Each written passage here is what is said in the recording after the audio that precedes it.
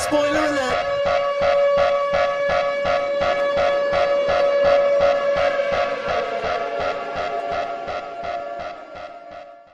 Welcome to Spoiler Alert. I'm Ryan, and I just got done working a surprise 12-hour day.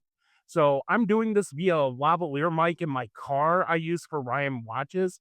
So if the sound sounds a little distorted, bear with me. I'm trying to figure this out. I'm also going to try and make this quick, or else John Lithgow is going to be disappointed at me. Okay, so let's start straight away with the elephant in the room. Hulu didn't have their shit together. So I put the Oscars on Disney Plus at first because it's Hulu adjacent and they were running the pre-show. I was like, okay, cool. And Disney Plus advertised it like they were also streaming the Oscars. And then Disney Plus conned me into watching 2020 after the pre-show. And then after all that, I had to dig up Hulu, update the app, get it ready to go. And as all this is going on, it's all black screen at this point. And then it just got to a point where I ended up watching it via a tiny rectangle while taking notes on my phone because I spent 45 minutes trying to get Hulu to work with my TV for the Oscars. And I ultimately ended up watching the first hour and 15 minutes of the Oscars on my phone while taking notes in Google Docs because of this. And I was doing a lot of things at once as this was going on. I'm watching the Oscars on a tiny screen. I'm taking notes. I'm dog sitting, waiting for pizza, and trying to figure out why Hulu isn't connecting to my TV. For fuck's sake, Disney has the money equivalent to the GDP of a small country. There's no fucking excuse to shit the bed this hardcore when it comes to streaming. And when I was trying to connect all my devices to my TV, it it would take forever to load because when you go put something through your TV, it'll queue up a code. And I tried also entering in my credentials manually and still same shit. Like it would take forever to load. It didn't do anything right. And here I was trying to make sure everything was taken care of. And I'm just going to say it, Disney and Hulu were the big losers of the night. And apparently people on Blue Sky were saying that Hulu completely cut the feed right as Sean Baker won director. Granted, I didn't get that on my end, probably because I'm Eastern time, given I'm from Ohio. So I don't know if that was more of a West Side thing or what, or different time zone thing. And by the way, congratulations to Honora and Sean Baker specifically. This is the third year in a row where my favorite film of the year won Best Picture. And I gotta say, like, the 2020s have provided some straight bangers. Not you, Nomadland, for Best Picture. Everything Everywhere All at Once, Oppenheimer, Honora, and yes, even Coda. I don't hate Coda. In fact, I thought it was a wonderful film. If something Oscar Beatty is going to win, I'm glad it was something like Coda. So enough of my hashtag first world problems, and let's get to the Oscars proper. And the show starts off with Cynthia Erivo and Ariana Grande doing a Wizard of Oz medley. I caught the last half of this as the two were singing Defying Gravity, but how this starts off, and I made a point to watch this performance before I hit record, and I just gotta say it, what a fucking performance. If Ariana Grande and Cynthia Erivo don't win Oscars next year, oh my god, you are going to see riots in the street. The performance starts off with Ariana Grande just absolutely 100% crushing a rendition of Over the Rainbow from The Wizard of Oz. She genuinely sounds great with natural instruments behind her. Oh, I kind of want to see her cut like a big band standards album, like have her go the Lady Gaga route. That would be interesting for Grande's career. And then Cynthia Erivo in a tribute to Quincy Jones comes on and sings "Home" from The Wiz, and she sounds phenomenal. She's got a lot of soul in her voice, a lot of control in her voice. As you listen to these 2, and I kinda like the fact that they picked songs that are tied to Dorothy, and then they come together and bring the house down with Defying Gravity, and those 2 just have phenomenal chemistry together as performers. They clicked. They were on during that entire performance, and I was so fucking pissed I missed this performance live because I was busy dealing with Disney's fuckery, and it didn't do me justice watching it on a little 2-inch rectangle as I was taking notes. So, I was glad I was able to at least watch the performance, albeit on my phone. I would rather watched it on my TV, but I had to do something. I had to hit record. This performance from Ariana Grande and Cynthia Erivo told me that this Oscars presentation was in good hands. You're starting off this off extremely strong. You're bringing the house down. You already have my undivided attention. Even when I caught the last, like, 2 minutes of this, I loved it, what I was hearing. And then we get to the introduction of Conan O'Brien, as Conan is now one with Elizabeth Sparkle. And he's doing, like, some really sticky stuff like, "Hey, I left the shoe in here," and stuff like that. It kinda went on a tad long, but I did like that idea, and I liked how he was announced as four-time Oscar viewer Conan O'Brien when he came out. And while we're at it, whoever thought of getting Nick Offerman to announce the Oscars, get that dude a raise. Outstanding choice, A plus, no notes. Wonderful pick to announce the Oscars. Like, that's a dude that has an Oscars announcer voice. He has such a great dulcet baritone. And straight away, Conan O'Brien is killing it. He's got a lot of great jokes that land, like Hollywood's Biggest Night that starts at 4 in the afternoon. It also seemed as though Conan watched the movies he was roasting. Like, some of my favorite jokes of the night, Carla Sofia Gascon, "If you're going to tweet about the Oscars, remember my name is Jimmy Kimmel." That cracked me up. I'm glad she kinda took that in stride, given her controversies, to say the least. And then he roasts Baby Girl and talks about how Antonio Banderas had to play the most difficult role of his career, someone who could satisfy a woman.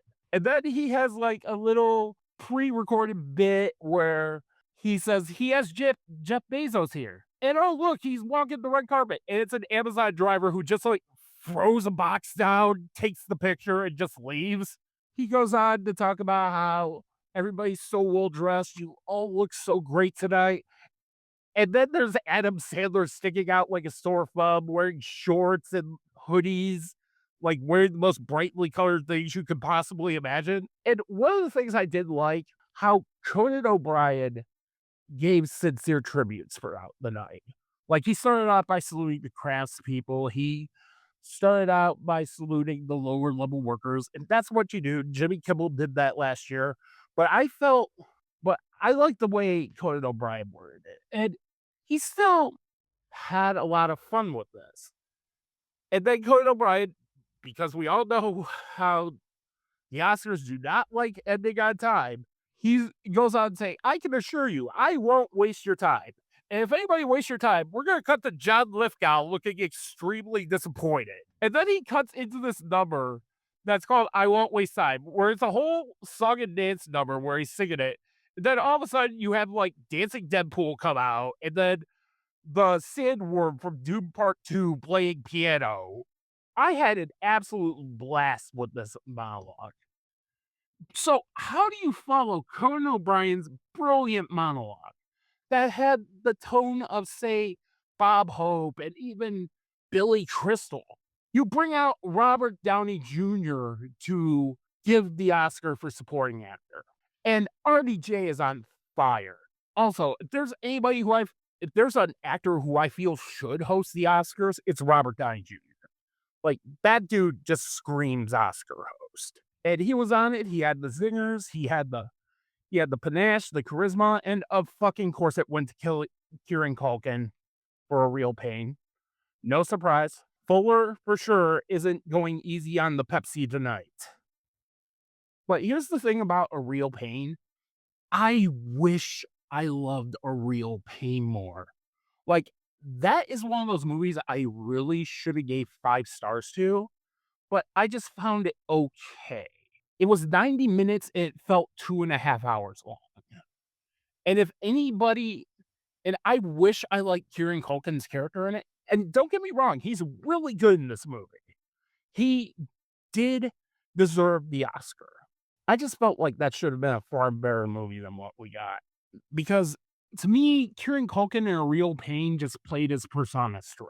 But if this came out a year, he would have been my will should win. My should win, on the other hand, was Guy Pearce for The Brutalist. That man was doing some next level work in that film. Also, he rocked a Free Palestine lapel pin. That's fucking awesome. Guy Pearce is evil, charming, charismatic, and you don't know where this character is going to go in The Brutalist. And I was really hoping Guy Pearce would have won something. But like I said in the ranking the best picture nominees videos, every voting board must have really missed Succession because there's no way Jeremy Strong should have been nominated for The Apprentice, which, by the way, I refuse to watch that movie. That's on my blacklist. I'm not watching any movie involving Donald Trump. Fuck that. We're already living in a fucking cesspool right now. I don't want to be reminded of it. And then they cut to commercial, and it seems broadcast TV is really desperate for your attention because they're doing like sci-fi TV movie plots now, in which 911 has a whole arc called Be NATO. I am not making this up. Back in the day, we would call this jumping the shark. And 911 is already known for like its over the top 911 calls and all that, but doing a sci-fi TV movie is just kind of pushing it for me. What's next? NCIS trying to stop a lava lantula? And then we get back to the Oscars, and Andrew Garfield and Goldie Hawn are introducing animated feature and animated short. And before this, Andrew gives Goldie Hawn her flowers and tells her how much she means to his late mother while she's on stage. And one of the things I do like about animated feature is how sophisticated the animated feature nominees are becoming. It's nice to see the animated feature isn't the Disney Award for Disney excellence anymore. I picked The Wild Robot as my will should win, and Flow won. And yes, that was my close second. I really love Flow. That is such a wonderful movie, and I decided to put that on one night to rewatch it. And one thing I noticed straight away on HBO Max, it starts off with a Criterion logo. So it's going to get a Criterion 4K come June or July for the Barnes& and Noble sale. And I'm really glad that's going to be the Oscar-nominated movie they go with, which, speaking of, Honora just joined the rare club, the day one Criterion purchase. But it's too bad I ordered it off a Diabolic DVD with the Kill Bill and Jackie Brown 4Ks. So that means I'm not going to get the Kill Bill and Jackie Brown 4Ks until like late April, early May. I totally fucked that order up. And what was cool about Flow is that it was nominated for animated feature and international film. And I liked how the cat actually got an Oscar too. That was pretty cute. And then In the Shadow of the Cypress wins animated short. It's an Iranian animated short. And the two people behind it have zero chemistry whatsoever. It's like they were talking over each other and they were on the same page. Yeah, I think it's cool that an Iranian animated short won, but maybe pretend to like each other. You guys just won Oscars. Quit talking over each other. Just be happy you won. One presentation I did like was costume design. And I believe they did this for cinematography too. in which they had the 5 cast members from each nominated film, and they come out and praise the costume designer in by name. And the 5 presenters were Lithgow representing Conclave, Lily Rose Depp for Nosferatu, Elle Fanning for Complete Unknown, Connie Nielsen for Gladiator 2, and Bowen Yang for Wicked. And this I felt was way better than the 5 actors just circle jerking the nominee because costume designers aren't household names. Nobody's gonna be like, "Oh, wow, Ruth Carter. She killed it in Black Panther." And I just picked Ruth Carter because that's the most obvious name I could think of. And then Wicked wins costume design. And what was cool about this was the first black man ever to win for costume, and he also did the costuming for West Side Story 2021. So the guy knows his shit. Like, he did a fantastic job with Wicked, did a fantastic job with West Side Story, well-deserved Oscar nomination. It was my Will should win. After all that, Amy Poehler comes out and presents both original and adapted screenplay, and Honora wins the Oscar for original screenplay, and this is the first win of the night for Sean Baker, and straight away, he comes out and thanks the sex worker community, and he makes it a point to talk about his love of film and theaters throughout each speech he does. Watching Sean Baker talk and do his speeches, it's like I'm going to watch all of his filmography because Honora was actually the first Sean Baker film I watched. I talk about this in my favorite films video. What a great first impression. It was like, damn, I'm kicking myself now for not watching Red Rocket or The Florida Project or Tangerine. So I'm gonna play catch up with those movies this week. And he also has another Criterion coming out alongside Anora too. I forget the title. And then, no surprise, Conclave wins adapted screenplay. I really liked the writing of Conclave, but it was kind of like my second place behind Sing Sing. I enjoyed Sing Sing way more as a screenplay because I was invested in each character, and the fact that most of these characters were played by actual prisoners made me like the film even more. That these guys were able to bring out these words and do it in a beautiful and poetic way. And with Conclave, I just felt it should have been a longer movie. I wanted to spend more time in that world because I was compelled by it. I love the characters. And I loved the plot developments. I wish we got more of Isabella Rossellini, who I really love the fact that she wore blue velvet to pay tribute to David Lynch. That was such a nice touch, and the exact shade of blue velvet in the opening titles. That was so cool. I also really love the twist that pissed off both Megyn Kelly and Ben Shapiro. And you know what? This is called spoiler alert. It's revealed the pontiff they picked is intersex. That is such a cool mic drop moment that I was like, "Okay, right on. That's pretty interesting. That is cool. I like that." I wasn't big on All Quiet on the Western Front. I gave it a very mild recommendation, but I really dug the hell out of Conclave. And it's like I said, I kinda wish it was a longer movie because I love these characters. You have people doing career best work in that film. Isabella Rossellini in one scene, mind. Stanley Tucci, Ray Fiennes, great all-around cast. And then we get to the other second commercial because I like talking about other things. So we're still giving Tim Allen sitcoms. So much for woke Disney. Run, Kat Dennings, run! You're better than this. You don't have to do Last Man Standing 2.0. You're hot. You have big honkers. You can be in any movie you want.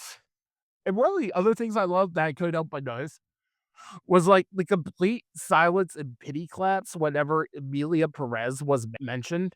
It's like they had like the best picture nominee.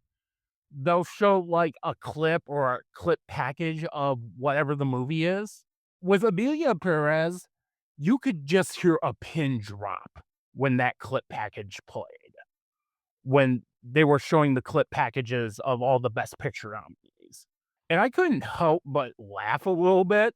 And then Conan O'Brien comes back and he announces Scarlett Johansson and June Squibb for makeup. And he refers to them as my two hall passes, Scarlett Johansson and June Squibb. For the record, I still think June Squibb should have been nominated for Thelma. She was wonderful in that film. She would have been fifth place, but it would have been an all-timer lineup if either her or Zendaya got that fifth slot instead of Carla Sofia Gascon. June Squibb also still has phenomenal comedic timing, and she says something to the effect, "I'm actually being played by Bill Skarsgård." And I just laughed my ass off. She was so good in that moment. Yeah, she was walking with a cane, but she was sharp as a tack. You wouldn't have guessed she's 95 years old. And I think that was awesome of her to go up on that stage with Scarlett Johansson. And of course, The Substance wins makeup. It's such a well-deserved win. And I love how the team behind The Substance emphasized the love of practical and makeup effects because that's what makes The Substance so fucking good. This would have been an S tier horror movie in like the 80s or 90s. This is one of those films that would have had a bells and whistles Arrow video release if it were released in that time frame. Then we get to one of the most performances as Halle Berry presents the James Bond tribute. I'm actually shocked she was there, given Adrian Brody is the clear front runner for Best Actor.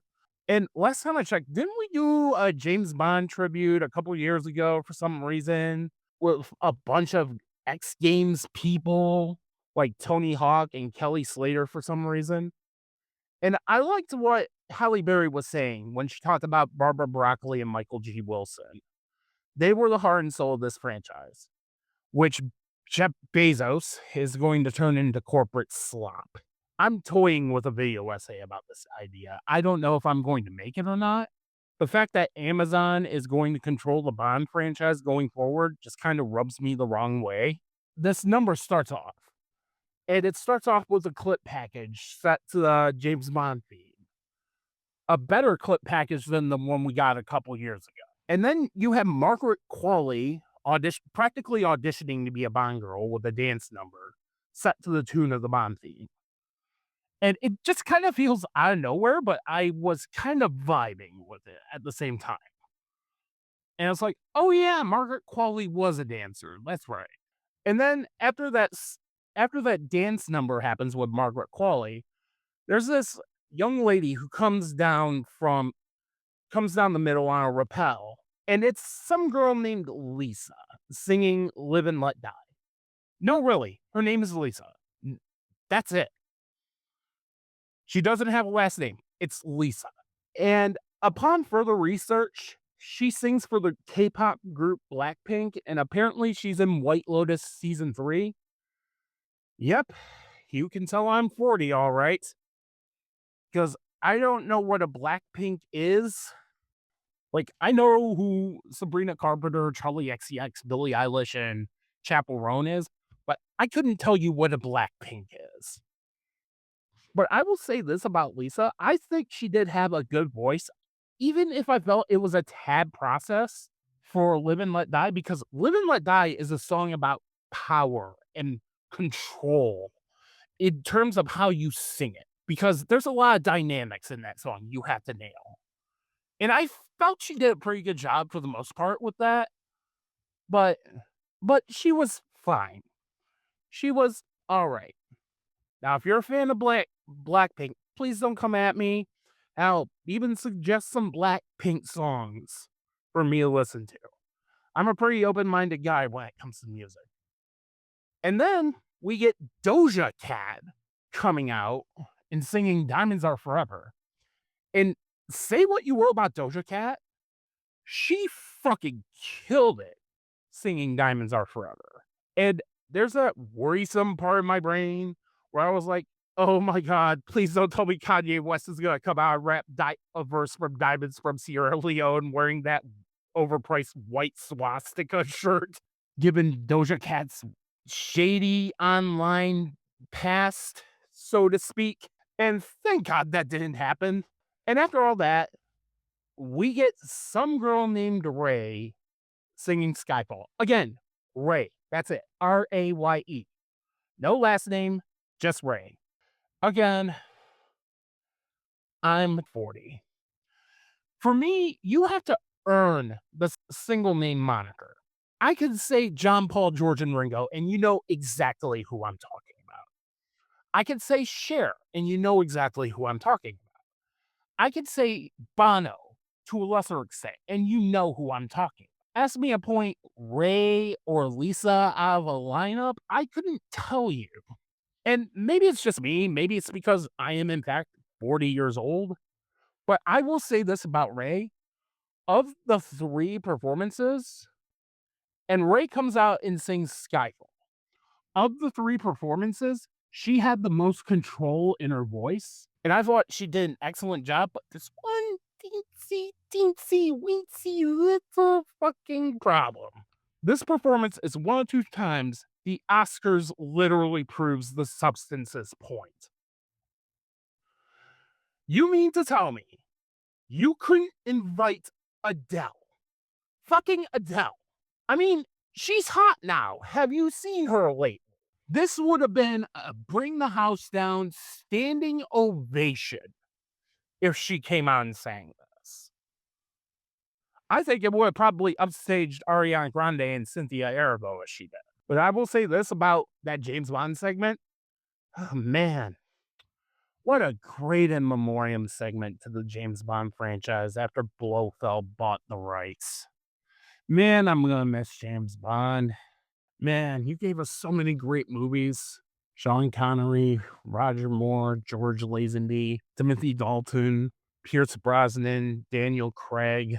That actually felt more like an in memoriam segment than the actual in memoriam segment. And then Dale Hannah comes out and presents Best Editing. And straight out of the gate, she says Slava Ukraine. And by the way, Slava Ukraine, because fuck authoritarianism. And Honora wins editing. It's also Baker's second Oscar win.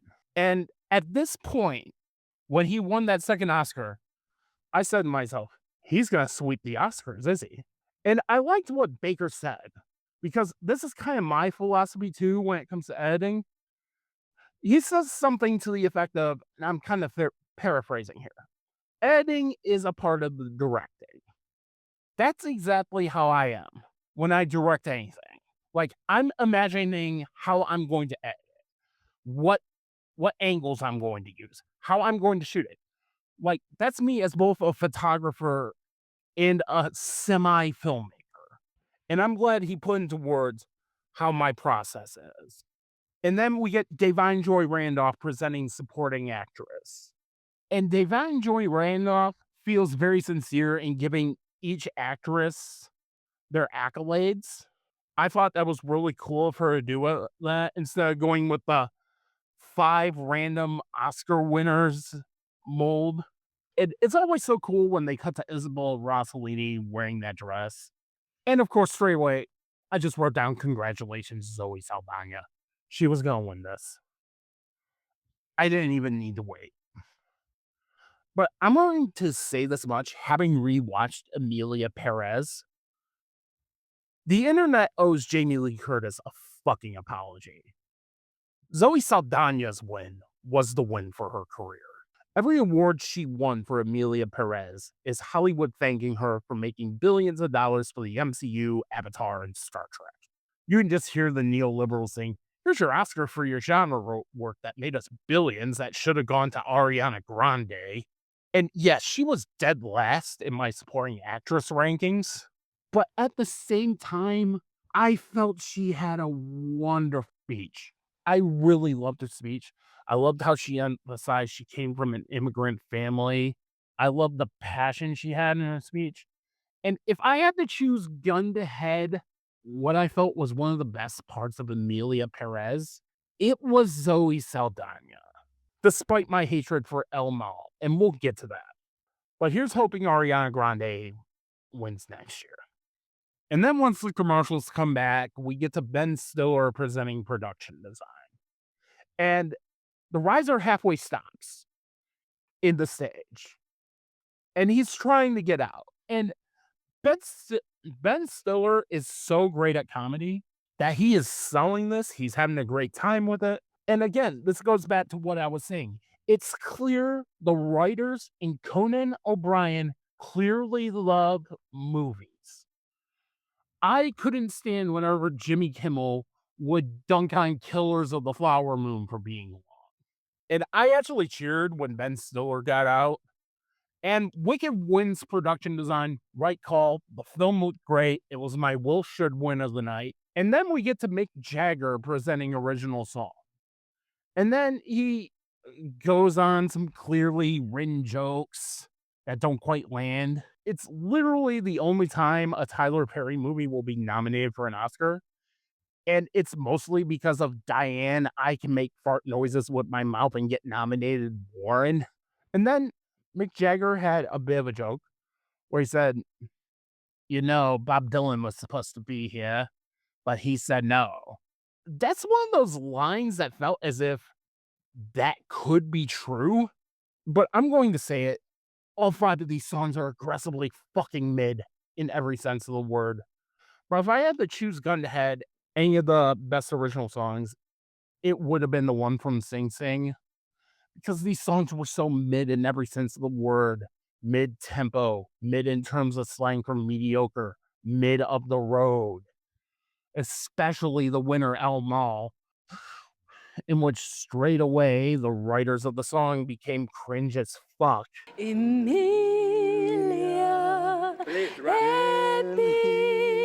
Epifania. Cringe. There's no other word for it. This makes me cringe. It's embarrassing.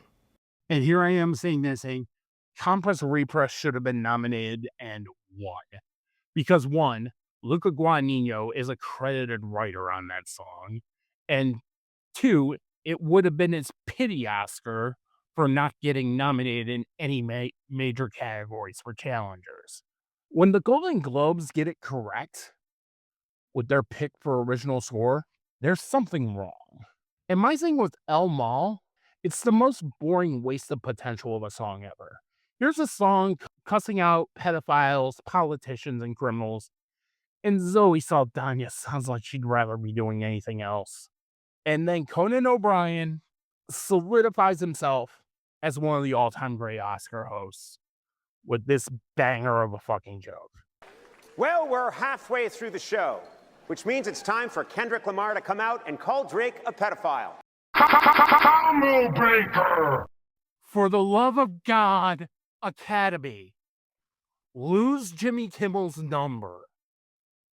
My God, Conan O'Brien was fantastic throughout the entire night. I cannot stress this enough. I loved Conan O'Brien. And then you get to Samuel L. Jackson and Selena Gomez presenting for both documentary categories. The Only Girl in the Orchestra wins documentary short. And then documentary feature goes to No Other Land, which doesn't have a distributor at all. And it also proves my theory that anything involving current events wins documentary feature. I dig the fact that this was made by both Israelis and Palestinians. And by the way, free Palestine. And this speech brought the house down. I loved everything they said. I thought it was so cool. Granted, this is the Academy patting themselves on the back, thinking they're doing some good, while the Democrats bury their heads in the sand and become Bush-era conservatives. We get this wonderful speech from the filmmakers of No Other Land. And then after that, they bring out the LA firefighters.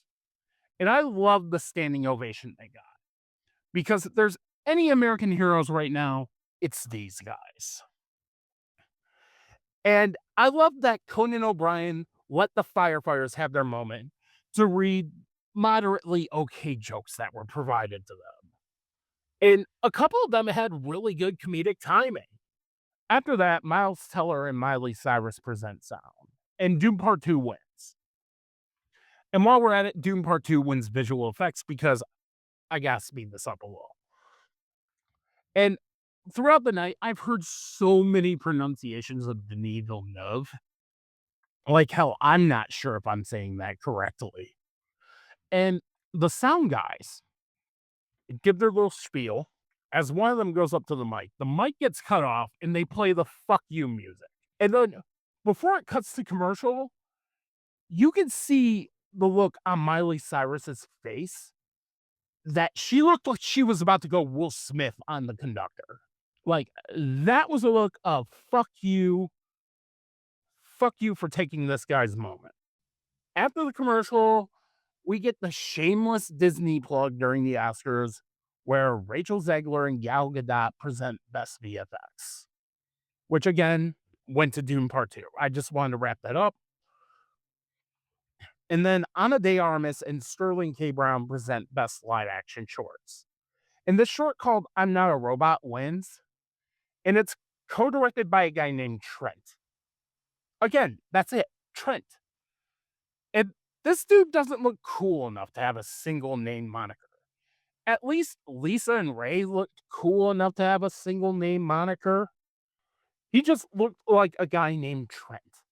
Morgan Freeman also comes out after all this, and he pays tribute to Gene Hackman and gives this wonderful eulogy where he talks about the times he worked with him and how wonderful he was. And that segues into the in memoriam. And thank God no dancers came out during this. But I did love the applause pops that Roger Corman and David Lynch got. That was so cool. But there are two glaring omissions, especially given Morgan Freeman came out to give a eulogy for Gene Hackman. Why wasn't Michelle Trachtenberg recognized? She should have been recognized. That was a Heath Ledger level death. And another death that I felt went unacknowledged was Tony Todd. Candyman. Fucking Candyman. One of the most iconic slasher villains and one of the coolest black actors of all time. Couldn't find room for him? Olivia Hussey. Juliet from Romeo and Juliet. She was also in Black Christmas 74. Couldn't find room for her? Look, I know you have so many people to pick. It's why when I did the in memoriam segments in my favorite films videos, I kind of stopped that because it just got to a point of who am I going to pick? Am I leaving certain people out? Am I picking the wrong people? So I decided to cut in memoriam segments out of the favorite films videos. That and it was also pacing issues too. And then we get to the best cinematography Oscar presentation, where it's presented by Joel Alwyn. I'm going to butcher this name. Alba Rohrwacher, Zoe Saldana, Dave Bautista, and Willem Dafoe. And each representative of their film is praising their respective cinematographer. Again, I think this is a cooler angle to do this with because I feel it's more respectful. You're giving the flowers to the people that aren't exactly household names. I kind of wish that if you were going to do like the five people praise somebody, it should be this. The cinematographer from whatever movie each person is in gets their love and flowers. I think that's fucking cool. And congratulations to the most funny name I've ever heard, Lowell Crawley, winning cinematography for The Brutalist. At least he has a memorable name. As a side note, it's so weird to see Batista wear glasses. And again, The Brutalist is a totally deserved win. Gorgeous looking film. And I loved how everyone was dunking on the Doom Part 2 people getting the shut up music. And after all that, Penelope Cruz presents international feature and she comes out to the tango and from True Lies, which I thought was cool. But this was the big fuck yeah win of the night. Because I was so sure Amelia Perez was going to win international feature as an apology for not winning Best Picture. I was dead set that Amelia Perez was going to win it. Because even after all the controversies, this was still winning like the international feature categories. And then I'm Still Here takes it. What a wonderful victory. I fucking love that movie. It's already one of my favorite films of 2025, mostly because the United States didn't get it till February. And as I was watching this, I realized I mispronounced Kaiva. And I hate when I mispronounce names. Like, I realized after the fact, like, I add an extra D to Jacques Audrillard. And even then, I didn't want to go back and correct it because he didn't even bother to learn about, do basic research on trans people. So why should I re-record a correction?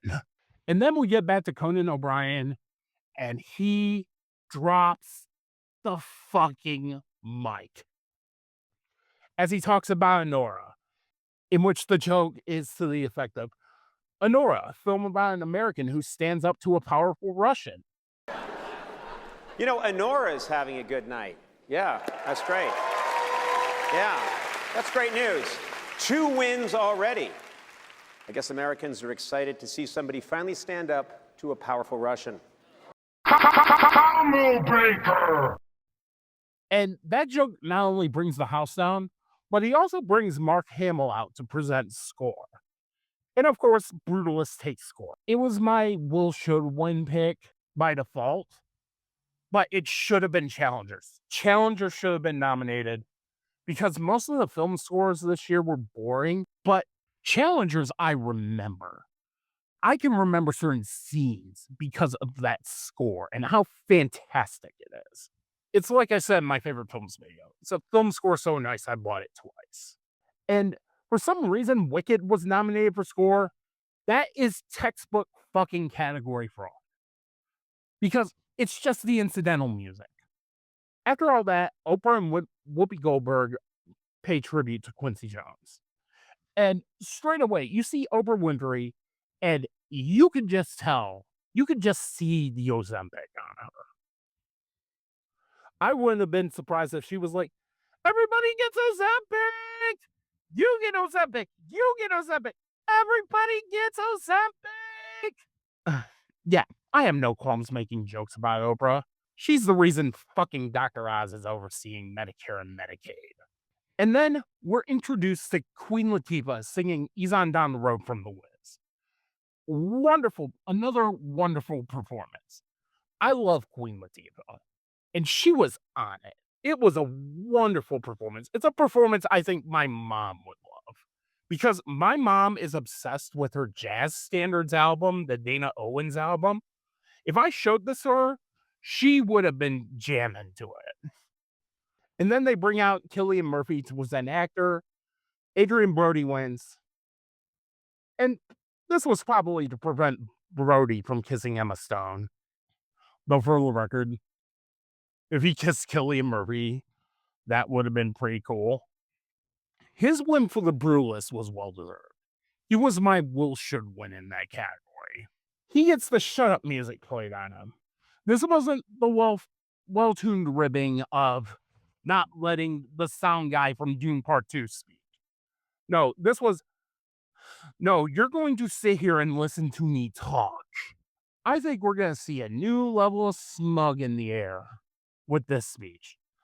How the fuck do you out-smug George Clooney's acceptance speech for Syriana? How? It's next to near fucking impossible. I really hope South Park goes in on Adrian Brody for this because I was with him for the first half of that speech. And then the second half, I'm like, shut the fuck up and get off the stage.